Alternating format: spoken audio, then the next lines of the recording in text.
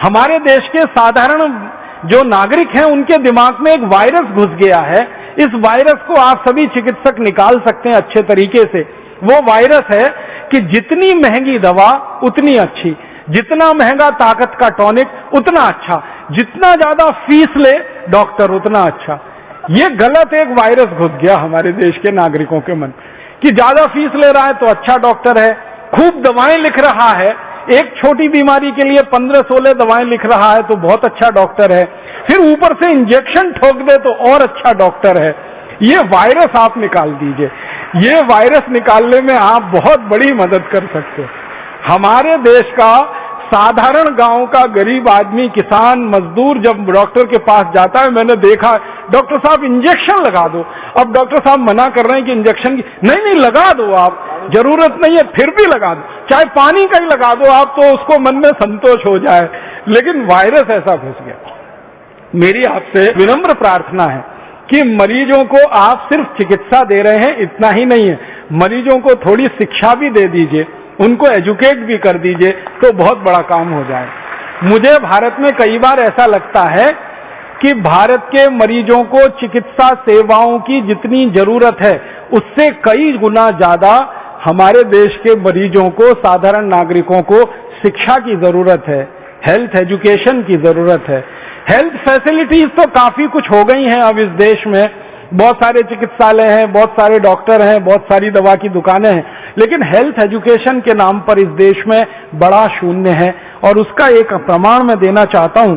हमारे देश की सरकार ने पिछले साल एक आंकड़ा दिया जो बहुत दिल दहलाने वाला है। पिछले साल भारत देश में 50 लाख बच्चों की मौत हुई डायरिया से। भारत सरकार का कहना है डायरिया से 50 लाख बच्चे मर गए, और सरकार का कहना है कि एवरेज माने औसतन हर साल डायरिया से 50 लाख बच्चे मरते हैं।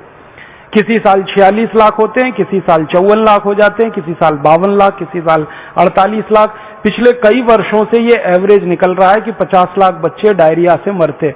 सभी चिकित्सक इस बात को बहुत गहराई से समझते हैं कि डायरिया बहुत जल्दी और आसानी से ठीक होने लायक बीमारी है, बस इसमें एजुकेशन की जरूरत है। शायद इसमें दवा की इतनी जरूरत नहीं है, लेकिन एजुकेशन की जरूरत है। और वो एजुकेशन साधारण सा, किसी भी गरीब आदमी को आप कह दो कि भैया डायरिया हो गया तुम्हारे बच्चे को, नींबू की शिकंजी बना लो, उसमें थोड़ा नमक डाल के बच्चे को 2-2 चम्मच पिलाते रहो 5-5, 7-7, 10-10 मिनट से, तो डायरिया तो ठीक होगा ही, बच्चा मरेगा भी नहीं। इतनी आसान बात है। परम पूजनीय स्वामी जी एक नुस्खा बताते हैं जिसको आप जरूर उपयोग करिए कि कच्चे दूध में नींबू निचोड़कर तुरंत पिला दीजिए फटने से पहले। एक खुराक में ही इतना गहरा असर आता है कि दवाओं की बिल्कुल जरूरत ही नहीं है। तो जिस देश में कच्चे दूध में नींबू निचोड़कर डायरिया ठीक होने की पूरी व्यवस्था हो और घर में नींबू की शिकंजी बनाकर नमक मिलाकर पिलाने की सबके पास सुविधा हो, उस देश में 50 लाख बच्चे हर साल मर जाएं डायरिया से, ये एक ही बात का प्रमाण है कि हमको हेल्थ फैसिलिटी नहीं, हेल्थ एजुकेशन की बहुत जरूरत है इस देश को। भारत सरकार ने पिछले साल इसी तरह का एक आंकड़ा और दिया, वो और भी दुख देता है कि हमारे भारत देश में 40,000 बच्चे हर साल अंधे हो जाते हैं विटामिन ए की कमी से। अब 40,000 बच्चे अगर हर साल अंधे हो रहे हों विटामिन ए की कमी से, तो इसमें शायद दवा की इतनी जरूरत नहीं जितनी एजुकेशन की जरूरत है। जिस भारत में गाजर पैदा होती हो, जिस भारत में भरपूर दूध पैदा होता हो, जिस भारत में दही हो, जिस भारत में पनीर हो, जिस भारत में मूंगफली हो, वहां के बच्चों को विटामिन ए की कमी हो जाए और वहां के बच्चे अंधे हो जाएं विटामिन ए की कमी से, और वो भी 1-2 नहीं 40,000। और इन आंकड़ों में ध्यान यही दीजिएगा कि सरकार के पास जो रिपोर्टेड केस हैं वो ये 40,000 बच्चों के अंधे होने के हैं प्रतिवर्ष के, या 50 लाख बच्चों के डायरिया के मरने के केसेस हैं, ये रिपोर्टेड केसेस हैं। अनरिपोर्टेड जिनकी दर्ज ही नहीं है कहीं कोई सूचना, वो और भी बड़े हो सकते हैं। तो ये 2 आंकड़े पढ़कर तो मेरा दिल दहल गया कि जब भरपूर गाजर पैदा हो रही है और विटामिन ए की हर चीज इस देश में मिलती है, बहुत सारे देश हैं दुनिया में जहां गाजर नहीं हो सकती, बहुत सारे देश हैं जहां मूंगफली नहीं हो सकती, बहुत सारे देश हैं जहां दूध नहीं है क्योंकि जानवर नहीं है, बहुत सारे देश हैं जहां मक्खन नहीं है, दही नहीं है, पनीर नहीं है क्योंकि उनके यहाँ जानवरों की संख्या नहीं है। वहां पर विटामिन ए की कमी से हजारों बच्चे अंधे हो जाएं तो एक बार को समझ में आता है। भारत जैसे देश में जहां प्रचुर भंडार है, सस्ती कीमत पर विटामिन ए उपलब्ध है, वहां अगर हजारों बच्चे 40,000 अंधे हो जाएं तो ये बहुत दुख होता है, धक्का लगता है दिल को। आप इसमें बहुत बड़ी भूमिका निभा सकते हैं। इस तरह की जो समस्याएं हमारे देश में हैं, इनमें बहुत बड़ी भूमिका निभा सकते हैं। विटामिन सी की कमी हो जाए हमारे भारत देश में तो आप जानते हैं कि इस देश में विटामिन सी का बहुत बड़ा स्रोत है आंवला, आसानी से उपलब्ध है, 10, 12, 15 रुपए किलो में आसानी से उपलब्ध है। जब सीजन आता है तब आप इसको इकट्ठा करके रख सकते हैं और इसको सालों साल इस्तेमाल कर सकते हैं। अपने पतंजलि योगपीठ की तरफ से तो आंवले के कई उत्पादन हैं, लेकिन लोग चाहें तो इसको अपने घर में ही तैयार करके हमेशा के लिए रख सकते हैं। इतना बड़ा स्रोत है विटामिन सी का।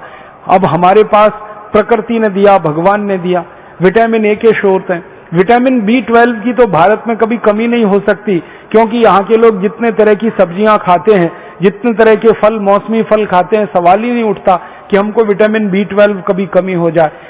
ऐसे हमारे देश में प्रकृति के द्वारा जो बहुत सारे समृद्ध पदार्थ हैं, सस्ते हैं, कीमत में आसानी से उपलब्ध हैं, हर जगह होते हैं।